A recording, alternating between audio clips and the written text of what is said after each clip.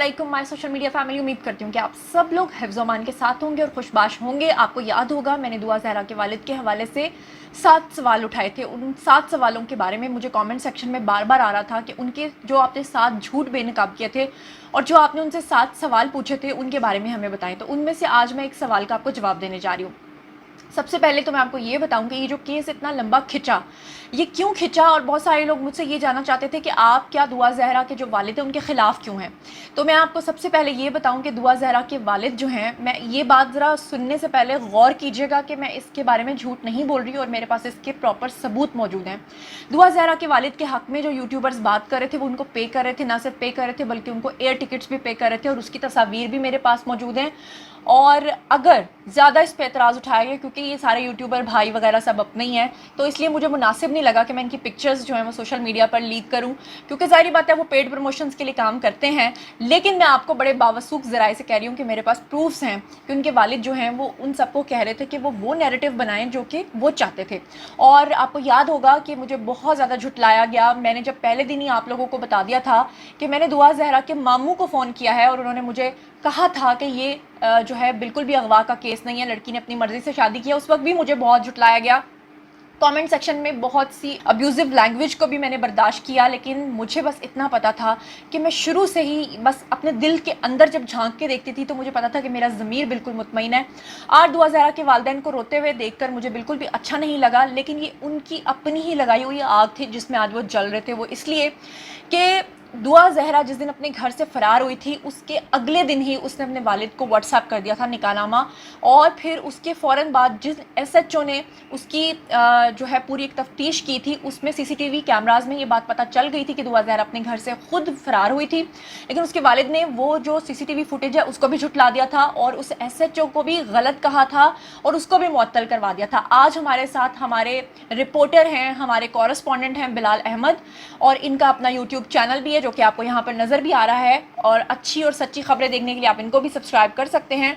इन्होंने हमारा बहुत साथ दिया और सिंध हाई कोर्ट के अंदर से ही हमें रिपोर्टिंग करते रहे, और अभी लाहौर हाई कोर्ट में भी लड़की ने पेश होना है, वहाँ से भी हम आपको लाइव रिपोर्टिंग देंगे। फ़िलहाल ये सारा मामला और दुआ ज़हरा के वालिद का पहला बड़ा झूठ जो बेनकाब मैं करने जा रही हूँ, ज़रा उसका जवाब सुन लीजिए और फिर 1 बाय 1 मैं आपको उनके झूठों के किस्से जो हैं वो सुनाती जाऊँगी। ज़रा मुलाहिज़ा फरमाइए।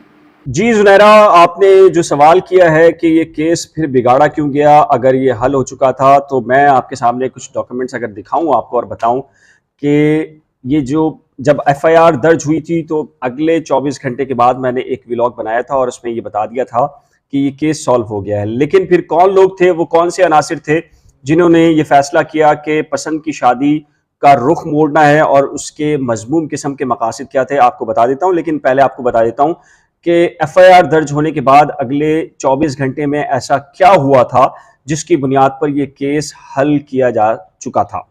देखिए, SIP हैं, सीनियर इन्वेस्टिगेशन ऑफिसर बदर शकील, और SHO हैं थाना अल-फला। इन्हें यह कहा गया कि चूंकि अब FIR दर्ज हो चुकी है लिहाजा आप तहकीकात कीजिए कि बच्ची को अगवा किया गया है या उसने पसंद की शादी की है। आप इसकी तहकीकात मुकम्मल करके रिपोर्ट हमें दीजिए, यानी कि ऊपर के यानी कि IG additional IG Karachi Ghulam Nabi Memon जो इस वक्त IG बन चुके हैं, उनकी जानिब से डायरेक्शन थी क्लियर। तो इसकी बुनियाद के ऊपर तहकीकात का आगाज हुआ।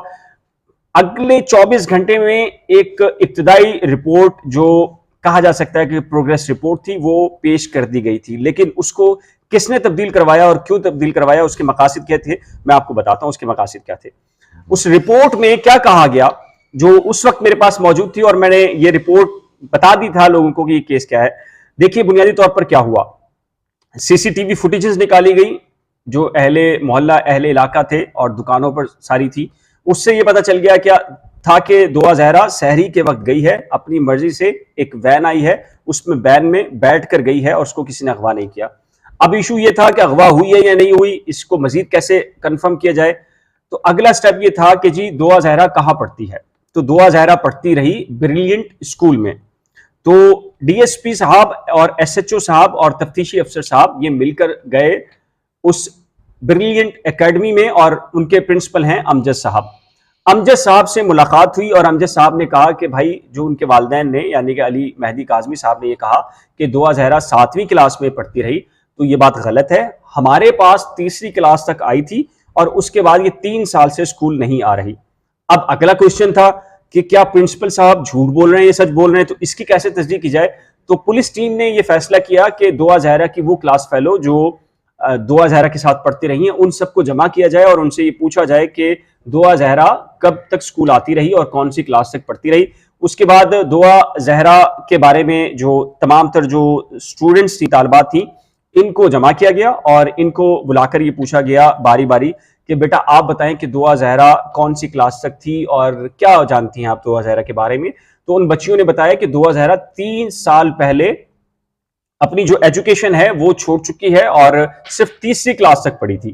اچھا, اس کے بعد پھر جو اہل محلہ تھے, جو تفتیش افسر اور پولیس ٹیم تھی, انہوں نے ان کے بیانات لیے اور یہ کہا کہ سی سی ٹی وی میں جو بچی نظر آ رہی ہے یہ ہمیں بتائیں کہ یہ بچی کون ہے, جو کہ اپنا ایک ٹیبلٹ ہے اور ایک بیگ ہے وہ لے کے نکلی ہے.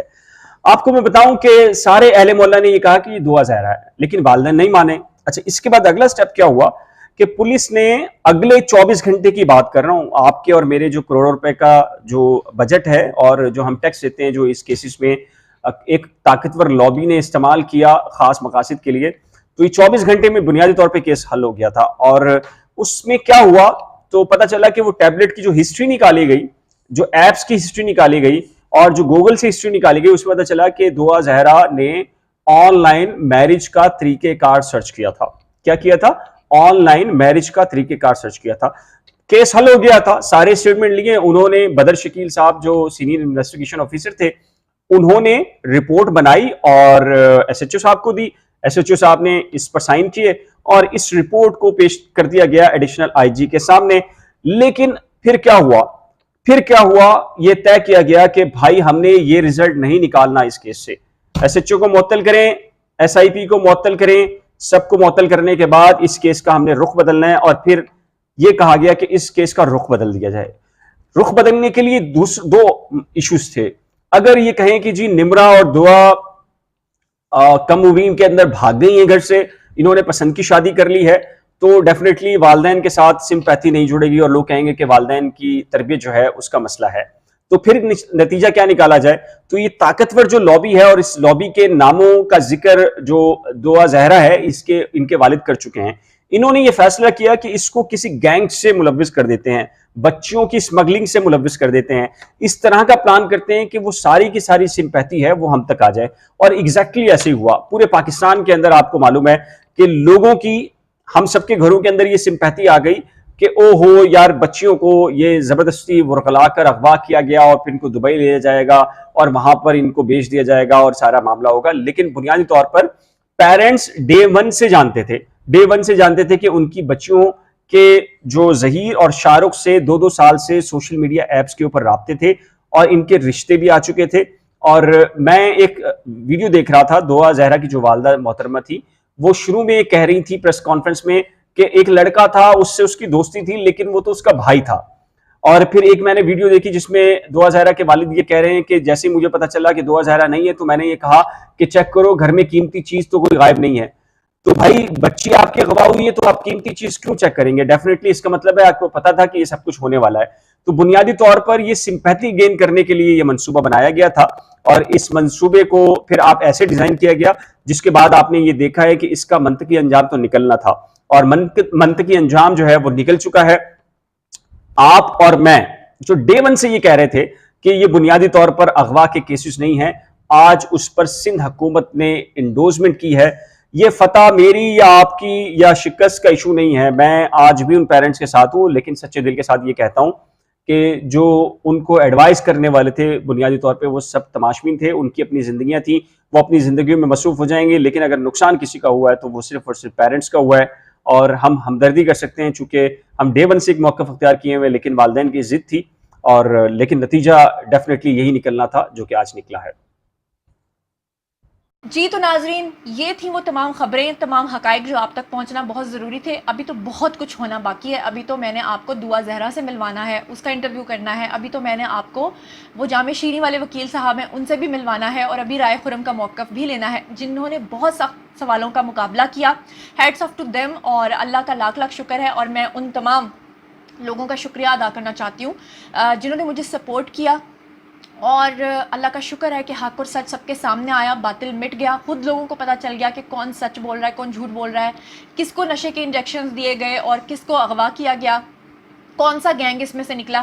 یہ سب چیزیں پہلے دن سے میں ان تمام یوٹیوبرز کو کال پہ بتا چکی ہوئی تھی، لیکن وہ سب مجھے یہی کہتے تھے کہ ہم ویوز کی خاطر یہ سب کچھ کر رہے ہیں. پتہ تو ہمیں بھی ہے کہ لڑکی جو ہے وہ خود فرار ہوئی ہے، لیکن انفارچونیٹلی کہ حرام کے ویوز جو ہیں وہ لینے سے بہتر ہے کہ آپ حلال کے نوالے کھا لیں. اور الحمدللہ مجھے اس چیز پہ فخر ہے کہ میں اپنی بات پہ ڈٹی رہی. میرے فادر نے مجھے کہا اتنی نیگیٹیوٹی کو تم نے فیس کیا ہے. میں مسکرا دی، میں نے ان سے کوئی بات نہیں کی اور وہ سمجھ گئے اور انہوں نے کہا کیپ اٹ اپ بیٹا، کبھی مت ڈرنا. اور فوجیوں کی بچی ہوں، کبھی نہیں ڈر سکتی، سیدھی بات کرتی ہوں اور سیدھی بات سمجھتی ہوں. میری بات کڑوی ہو سکتی ہے، میرا لہجہ کڑوا ہو سکتا ہے، لیکن میری بات غلط نہیں ہوتی. چلیے جناب، اسی کے ساتھ آپ لوگوں سے لوں گی اجازت. ابھی مزید اور بہت سارے ویڈیوز آنے والے ہیں جو آپ کی مزید آنکھیں کھولے گی، نہ صرف آپ کی آنکھیں کھولیں گی بلکہ آپ کے بہت سارے شکوک و شبہات کو بھی دور کریں گے. اور مجھے صرف یہ بتا دیں کہ جنہوں نے ابیوزو لینگویج استعمال کی صرف جھوٹے یوٹیوبرز کی باتوں میں آ کر، ان کا اب کیا کرنا ہے، اس کا فیصلہ میں آپ پہ چھوڑتی ہوں. آ کر کامنٹ سیکشن میں مجھے بتائیے. مزید خبریں، ولاگز، انٹرویوز اور سیاسی تجزیے جاننے کے لیے میرے ساتھ کنیکٹڈ رہنا ہرگز مت بھولیے گا. چینل کو سبسکرائب کر لیجیے گا. اپنا بہت خیال رکھیے گا. اللہ نگہبان.